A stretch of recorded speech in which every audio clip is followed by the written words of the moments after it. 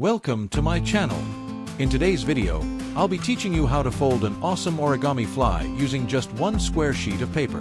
This is a fun and creative project that's great for beginners, kids, or anyone who enjoys paper folding and origami crafts.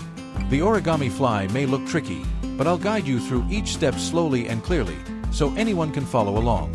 Whether you're making it for fun, a school project, or just to improve your origami skills, this little paper insect will definitely impress your friends.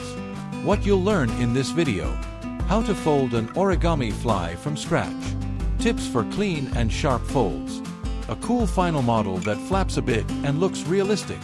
What you'll need: one square sheet of paper, any color or size you like, a flat surface to fold on, a pen to draw fly details like eyes or wings.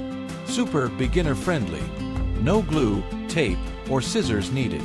Great for school crafts, decorations, or just some fun downtime. Don't forget to like this video if you enjoyed it. Comment below if you tried. Subscribe for more awesome origami and paper crafts.